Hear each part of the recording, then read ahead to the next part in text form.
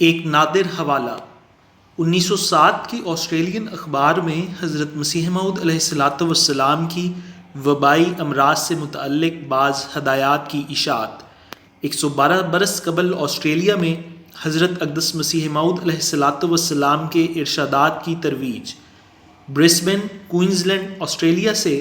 شائع ہونے والے اخبار دی ٹیلیگراف.QLD نے ہفتہ 5 اکتوبر 1907 کو صفحہ 12 پر ایک رپورٹ شائع کی جس کا عنوان ہندوستان میں تعاون، مذہبی اعلامیہ، پلیگ ان انڈیا،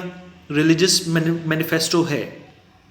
اخبار نے لکھا کہ تحریک احمدیت کے بانی مرزا غلام احمد رئیس قادیان نے اپنے پیروکاروں کے لیے تعاون سے نمٹنے کے لیے ایک اعلامیہ جاری کیا ہے جو کہ اخبار پائنیئر میل نے 30 اگست کو شائع کیا ہے۔ انہوں نے کہا کہ گورنمنٹ آف انڈیا کے نزدیک تعاون زدہ مکان سے انخلاء اس انفیکشن میں مبتلا ہونے کے امکانات کو کم کرنے کا بہترین طریق ہے، اور اس ضمن میں جو ہدایات حال ہی میں شائع کی گئی ہیں ان کے مطابق جو ہی کسی گاؤں یا شہر کے کسی محلے میں تعاون ظاہر ہو جائے تو وہاں کے مکین فوری طور پر متاثر شدہ عمارات سے انخلاء کر کے کسی کھلی جگہ منتقل ہو جائیں جو تعاون زدہ علاقے سے محفوظ اور مناسب دوری پہ واقع ہو۔ میں پورے اعتماد کے ساتھ کہتا ہوں کہ یہ منصوبہ تعاون کے خلاف ایک مؤثر ترین حربہ ہے۔ ہمارے نبی پاک صلی اللہ علیہ وآلہ وسلم نے بھی یہی حکم فرمایا تھا کہ جب کسی آبادی میں تعاون ظاہر ہو تو وہاں سے لوگوں کو فوری طور پر نکل جانا چاہیے، بصورت دیگر وہ لوگ خدا سے جنگ لڑنے والے ہوں گے۔ یاد رکھو کہ تعاون کا کلا کما کرنے کی خاطر حکومت جو بھی اقدامات کر رہی ہے وہ رعایا کی فلاح و بہبود کے لیے ہی کر رہی ہے۔ حکومت ہزاروں لاکھوں روپے اپنی رعایا کی جانوں کے تحفظ کی خاطر خرچ کر چکی ہے۔ اس سے بڑھ کر اور کون بے وقوف ہو سکتا ہے جو حکومتی اقدامات کو شک کی نگاہ سے دیکھے؟ میری جماعت کو چاہیے کہ وہ سب سے بڑھ کر اس سلسلے میں حکومتی احکامات کی اطاعت کر کے دکھلائے، کیونکہ اسی میں تمہارا بھلا ہے۔ اس وقت تمہاری تعداد قریباً 4 لاکھ ہے اور تمہارا نمونہ بہتوں کی زندگیاں بچانے کے لیے ایک قابل تقلید مثال بن سکتا ہے۔ میں تمہیں تاکید کرتا ہوں کہ اگر ایسی جگہ تعاون ظاہر ہو جائے جہاں تم رہائش پذیر ہو تو تم فوراً اس جگہ کو چھوڑ دو۔ یاد رکھو کہ اگر تم ان اقدامات کو شک کی نگاہ سے دیکھو گے یا حکومتی احکامات کی نافرمانی کرو گے تو ایسا فعل فساد اور شرارت میں شمار ہوگا۔ تم ایک ایسی حکومت کی نافرمانی کر رہے ہوگے جس کے سائے میں تم امن سے رہ رہے ہو اور جس کی عنایات پر تم بارہا شاہد ٹھہر چکے ہو۔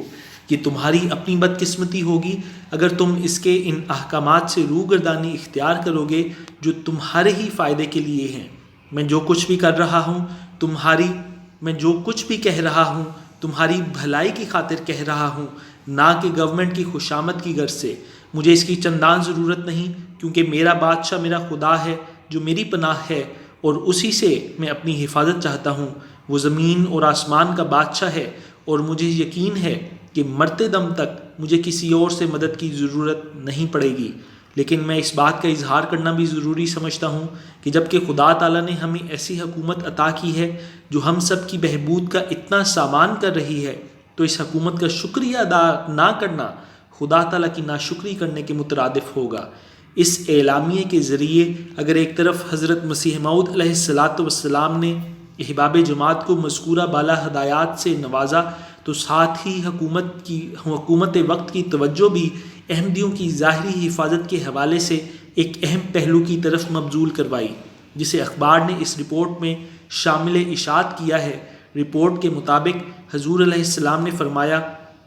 جیسا کہ حکومت ان لوگوں کو جو اس کے جاری کردہ احکامات پر عمل کرنے کے لیے تیار ہوں گے ہر ممکن سہولت میسر کرنے کا عزم رکھتی ہے، میں اس بات کا اضافہ کرنا چاہتا ہوں کہ ایسے علاقے مثلاً صوبہ سرحد جہاں لوگوں کی جانیں کھلے کھیتوں میدانوں میں ویسے ہی محفوظ نہیں ہوتیں، ان حالات میں وہاں کے احمدیوں کے خلاف کفر کے فتوے جاری ہونے کی وجہ سے ان کے قتل کیے جانے کا خطرہ دوگنا بڑھ سکتا ہے۔ لہذا میں امید رکھتا ہوں کہ ایسے افراد کے بارے میں جب بھی حکومت سے رجوع کیا جائے گا تو وہ ان کی جانوں، ان کی املاک اور ان کی عارضی رہائش گاہوں کی حفاظت کو بھی ضرور یقینی بنائے گی۔ دی ٹیلی گراف Brisbane.QLD آسٹریلیا پبلشڈ 5 اکتوبر 1907